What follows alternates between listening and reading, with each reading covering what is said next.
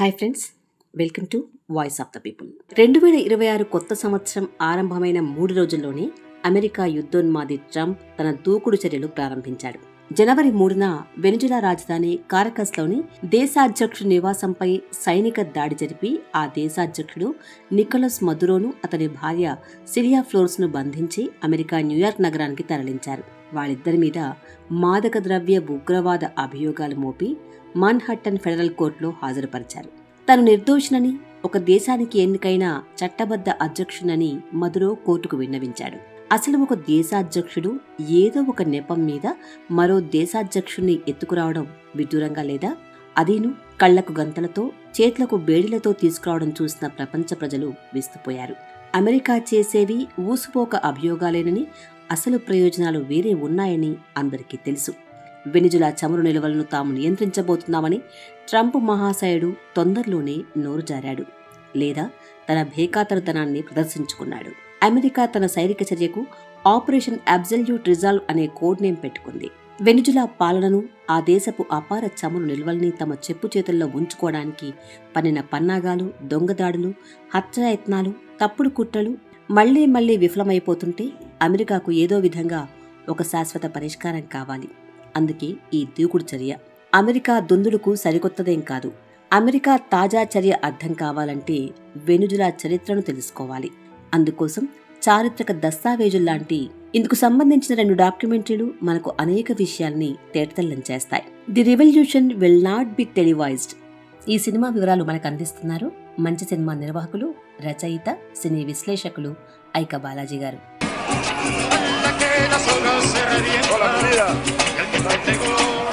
ఈ డాక్యుమెంటరీని Kim బార్టిలీ, డోనాచా O'Brien అనే 2 Ireland దర్శకులు నిర్మించారు. వీళ్ళిద్దరూ 1999లో వెనిజులాలో సంభవించిన వరదల్ని కవర్ చేయడానికి వచ్చారు. వెనిజులా కొత్త అధ్యక్షుడి పట్ల పేద ప్రజల వీరాభిమానం వీళ్ళని ఆశ్చర్యపరిచింది.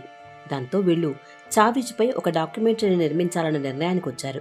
ఐర్లాండ్ ఫిల్మ్ బోర్డ్ BSc వీరికి గ్రాంట్ మంజూరు చేసింది. అలా చావేజ్ను, వెనిజులాను రికార్డ్ చేస్తున్న ఈ డాక్యుమెంటరీ 2022 ఏప్రిల్లో జరిగిన అమెరికా కుట్రకు సాక్షిభూతంగా నిలిచింది. ఆ విధంగా ఒక తిరుగులేని చారిత్రక దస్తావేజుగా మిగిలింది ఈ సినిమా. 1998లో వెనిజులాలో కొత్త అధ్యక్షుడిని ఎన్నుకున్నారు. ఆయన పేరు హ్యూగో చావేజ్. గతంలో వచ్చిన వాళ్లంతా సంపన్న వర్గాల వాళ్లే. పేదల ప్రతినిధిగా వచ్చిన మొదటి నాయకుడు హ్యూగో చావేజ్.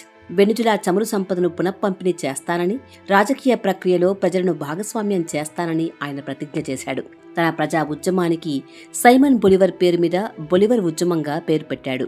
బొలివర్ గతకాలపు స్వాతంత్ర సమరవీరుడు. 1820 దశకంలో Bolivia, Colombia, Ecuador, Panama, Peru, Venezuela లాంటి లాటిన్ అమెరికా దేశాలను స్పానిష్ సామ్రాజ్యపు కబంధ హస్తాల నుండి విముక్తం చేయడానికి పోరాటం చేసిన యోధుడు. అతన్ని విముక్తిదాత అని పిలుస్తారు. బొలివర్ ఉద్యమంలో అతడితో భుజం కలిపి పోరాడిన వాళ్లు ఆఫ్రికా, వెనిజులా సంకీర్ణ ప్రజలు, స్థానిక తిరగల వాళ్లును. కానీ బొలివర్ సాధించాలనుకున్న కల కలగానే మిగిలిపోయింది. బస్తీ పేదలకు నిజమైన అధికారం కానీ, గౌరవం కానీ దక్కలేదు. అందుకే చావేజ్ గెలుపుకు అంత ప్రాధాన్యత ఉంది.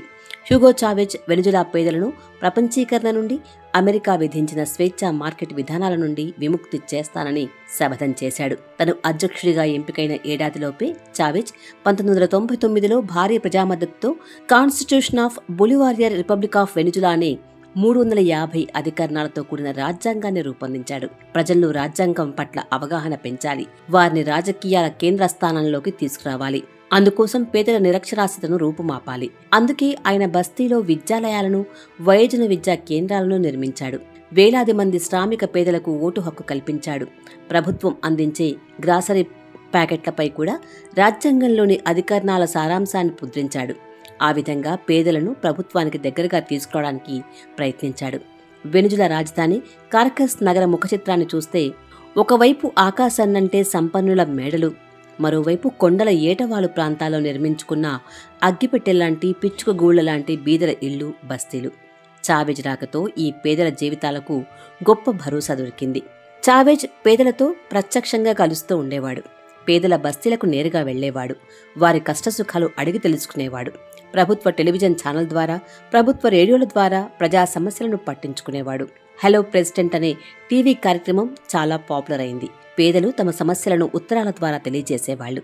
ప్రతి చిన్న అర్జీని కూడా జాగ్రత్తగా పట్టించుకునే ప్రభుత్వ శాఖను ఏర్పాటు చేశాడు చావేజ్. ఆ శాఖ వారు పేదలు తమ సమస్యలను తెలుపుతూ రాసిన చిన్న చీటీని కూడా జాగ్రత్తగా ఫైళ్లలో భద్రపరిచేవారు. వెనిజులాలో ప్రపంచంలోని అతిపెద్ద చమురు నిల్వలున్నాయి. 1943, 1975 చట్టాల ప్రకారం ఈ నిల్వలు ప్రభుత్వ రంగంలోనే ఉండేవి. కానీ 1990లో నూతన ఆర్థిక విధానాల ద్వారా అంతర్జాతీయ ద్రవ్య సంస్థ ఒత్తిడి మేరకు ఎక్సాన్ మోబిల్, చెవ్రాన్ వంటి బడబడ అమెరికా గుత్త సంస్థల కోసం చమురు నిల్వలను ప్రైవేటీకరించారు. వీరి తొత్తులుగా ఉండే వెనిజులా సంపన్న వర్గాలకు సంపద ఫలాలు అందేవి. పేదల జీవితాల్లో మాత్రం మార్పు లేదు. ఇటువంటి స్థితిలో చావేజ్ విపరీతమైన అంతర్జాతీయ ఒత్తిడిని కూడా లెక్క చేయకుండా ఆర్గానిక్ హైడ్రోకార్బన్ లా అనే చట్టాన్ని 2001లో ఆమోదం చేసి వెనిజులా చమురు సంపత్తిని తిరిగి జాతీయం చేశాడు. వెనిజులా పేదల కోసం నేను నరకానికి వెళ్ళడానికి కూడా సిద్ధమే అని చావేజ్ ఒక ఉపన్యాసంలో చెప్తాడు.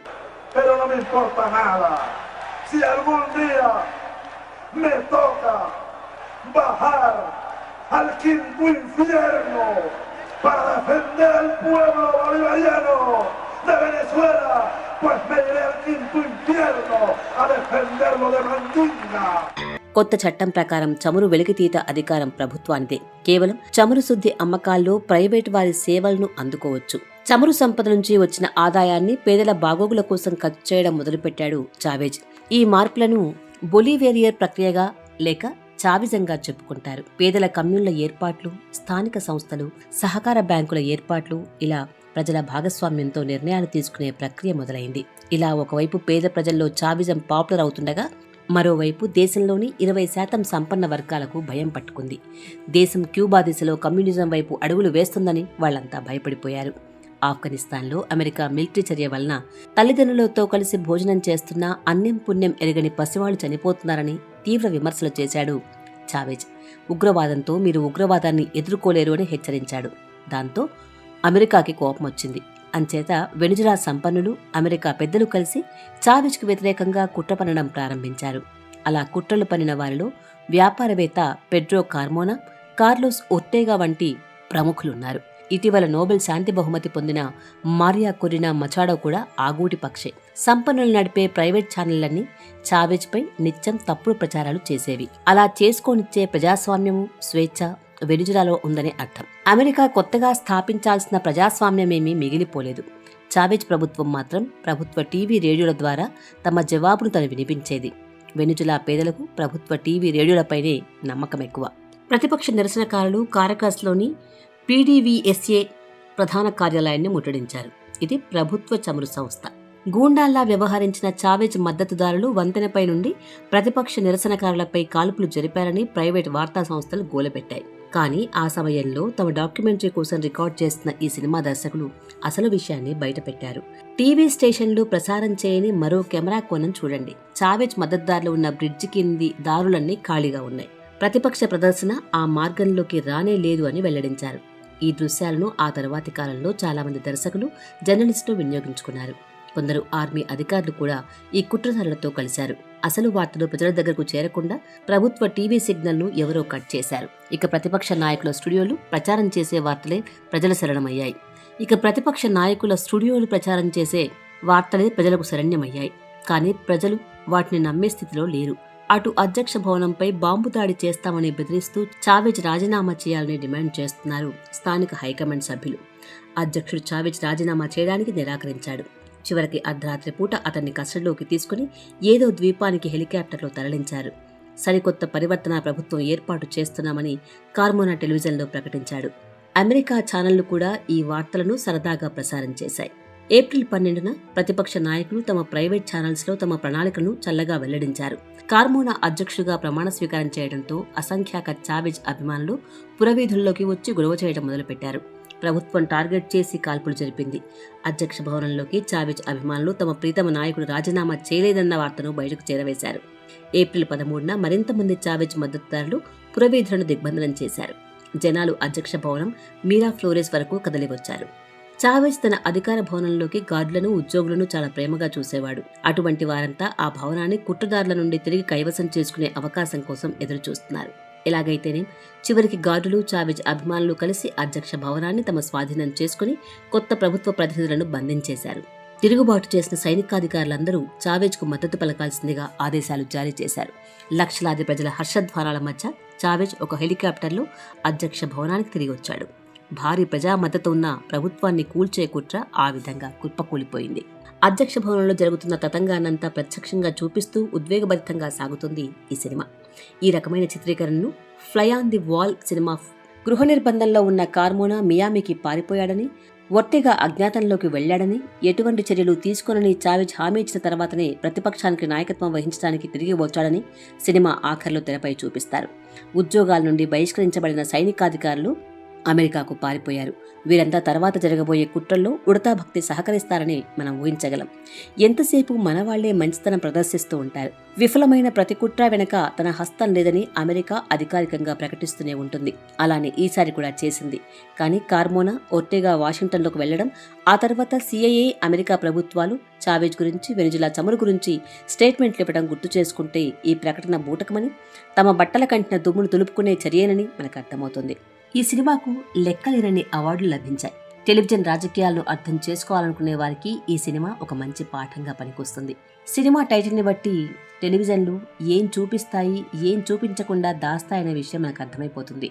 తిరుగుబాటు జరిగిన వెంటనే ఏకైక ప్రభుత్వ టెలివిజన్ సిగ్నల్ కట్ చేసినందుకు చావేజ్ మంత్రులు ప్రజలకు సందేశాన్ని అందించడానికి ఇబ్బంది పడుతుంటారు. కానీ చావేజ్ను వ్యతిరేకించే చమురు సామ్రాజ్యవాదుల యాజమాన్యంలోని అన్ని ఇతర స్టేషన్లు అబద్ధాలను యథేచ్ఛగా ప్రసారం చేస్తూనే ఉంటాయి. CNN కూడా అవే వార్తలను ప్రచారం చేయడమే కాక కార్మోనాతో ఇంటర్వ్యూ కూడా ప్రసారం చేసింది. తను అధికారాన్ని చేపట్టానని ఆ ఇంటర్వ్యూలో ఆయన సగర్వంగా చెప్పుకున్నాడు. అధ్యక్ష భవనంపై ఎవరి నియంత్రణ ఉందో టెలివిజన్ చెప్పకపోయినా వెనిజులా ప్రజలు మాత్రం వీధుల్లోకి వచ్చి తమ ప్రియతమ నాయకుడు ఎక్కడని నిలదీశారు. టీవీలు ఏం చెప్తున్నాయో వారికి అనవసరం. టీవీ ప్రాపగాండాకు కూడా ఒక లిమిటేషన్ ఉంటుందని ఈ ఉదంతం నిరూపిస్తుంది. మధురను నిర్బంధించిన సంఘటన తర్వాత ఈ సినిమాను మంచి క్వాలిటీతో యూట్యూబ్లో అందుబాటులో ఉంచారు. వీలైన వాళ్ళందరూ తప్పకుండా ఈ సినిమాని చూడండి.